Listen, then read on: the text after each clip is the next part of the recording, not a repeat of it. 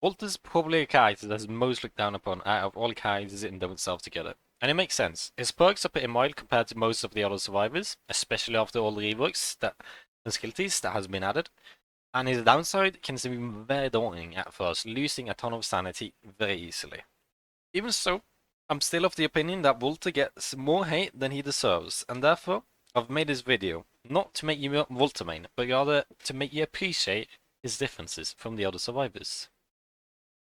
What's up, let's talk about what's probably the biggest reason why people avoid Walter. It's sanity loss. Every time you get hit, you lose health lost times 2 insanity. This can be halved by equipping Walter's special pointy pioneer hat.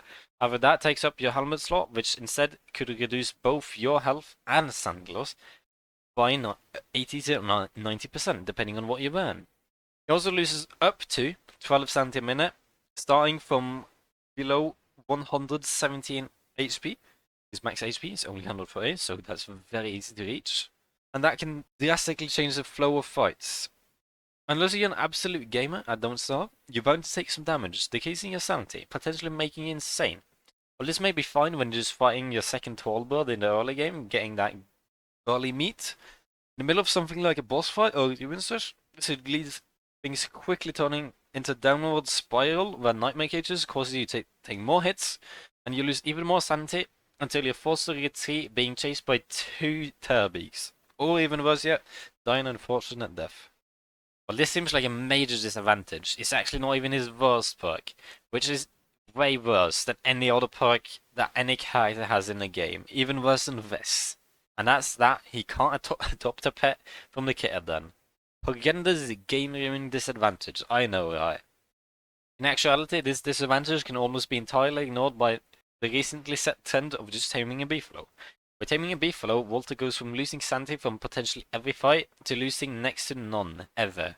You see, in return for losing sanity from every hit, Walter is immune to any negative sanity auras, meaning that the only ways to lose sanity if you never get hit is eating sanity-lowering food, using shadow magic, being wet, and a few other sources such as picking evil flowers. With taming a beefalo, Walter never takes any direct damage, and doesn't lose any sanity during combat. This is further helped by the fact that a war saddle beefalo almost has the damage of a dark sword, removing the need for most commonly used shadow gear.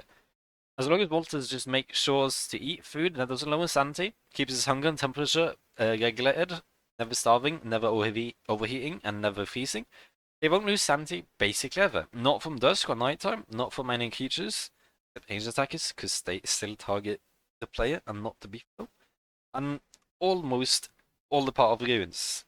The only exceptions being using the shadow gear and opening the chest in the maze potentially can lower your sanity. And I can attest to this amazing perk myself, as when I played Volta with a friend of mine, I didn't go insane at all until the first spring, despite going to the ruins, fighting deer clubs and claws. And even then, my sanity loss was just from me being too lazy to use my own beefalo. Now, as for the other reason people tend to avoid and look down on Walter, actually has to do with his upsides, or rather lack thereof. Other than his very amazing Sanity perk, his other 3 main perks are that he has a slingshot, and an unkillable chester that also works like a pudgy beefalo, and that he can craft a portable tent. Both is pretty nice to have, as more inventory space is always welcome, though if you're just good at managing your inventory, then it shouldn't be too much of a game changer. His rideable form is nice if you don't plan on taming a beefalo, or if you just in early game trying to find a beefalo at the cost of ones to meet. But if you plan on taming a beefalo, it's pretty much obsolete, other than the inventory slots, of course. Because Roby, unlike a beefalo, cannot attack unless you use Tussle Slingshot, and he will not take any damage from Volta. Instead, just throwing him off as soon as Volta takes too much damage, causing a long animation that makes you very vulnerable, risking that you lose both a lot of health and also that you go insane, because even with armor, you still lose sanity every time you get hit, and taking a lot of damage means that you easily lose a lot of sanity. As for the tent, I personally find it to be a pretty convenient way to heal, because unlike food, it'll never spoil, and even though it takes some time to use, giving you 2 health and 1 sanity at the cost of half hunger, as Walter. Other survivors cost 1 hunger every second. Damage isn't something you should be taking as Walter anyway, to begin with. So as long as you're not planning on constantly taking damage, it makes it a pretty nice replacement for healing food. Outside of bosses, at least, in my experience. The slingshot, however, is not a nice replacement for regular weapons in most cases. It's almost twice as slow as the regular weapon, attacking every 0.9 seconds compared to every 0.5 seconds, and the damage is mediocre at best. The most relevant ones are gold lines, which has roughly half the DPS of an axe, barbed lines, which have a rough 1 more DPS than the axe, and then there's curse round, which have a varying DPS, but on average, on a non-moving target, will have a DPS of around 100 to 120, according to my calculations, which is the same as a tentacle spike, or a handbat, or an ornery beetle that you could be riding on. The problem with these are that they either have horrendous DPS, or are hard to get, or both. Thus people who end up playing Walter barely even use the so-called trusty slingshot. Those were all the main perks of playing Walter. An immunity to most common forms of Sandclaws, which is amazing in my opinion.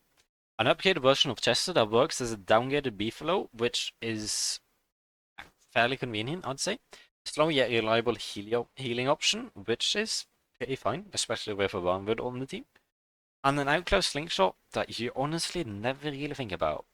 Overall, other than his sanity management, his perks are some of the least gameplay changing perks out of all the survivors. I'm not here to defend that. I think Walter is one of the characters that should be getting a skill tip the soonest.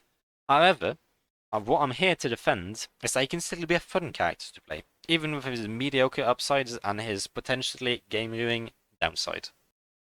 As mentioned earlier in the video, if you just tame a Beefalo, Insanity goes from being a big annoyance to potentially life-threatening thing to almost a non-issue. In fact, it's the easiest sanity management of all characters in the game, I'd say. And as long as you treat your Beefalo nicely, the tent will replace all healing food that you would ever need, almost whenever you need, since you can't sleep during the day. And if you add on Roby with some extra inventory slots, you get a pretty simple, convenient playstyle. Sanity and inventory space are two things that realistically, for most experienced player, pose more of an annoyance than an actual threat. But that's the appeal of Walter, at least to me.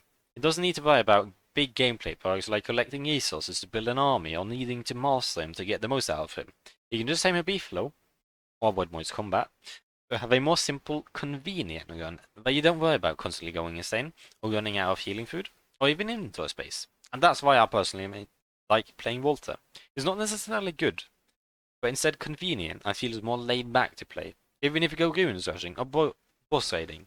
Even new players can experience this playstyle by just using a slingshot in fights that they have low confidence in, using stuff like poop pellets for easy Diago, or just using marble or gold lands to just deal some safe range damage, though it will be very slow and won't work against mobs of enemies.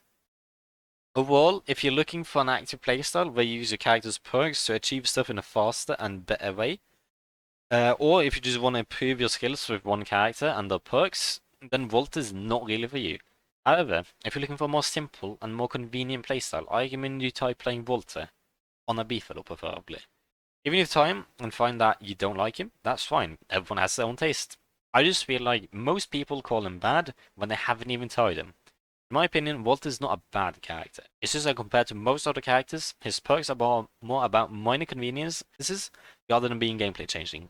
And I hope this video has helped you look at Walter in a better light, and that you try Walter and just give him a chance. And with that said, this video is now over.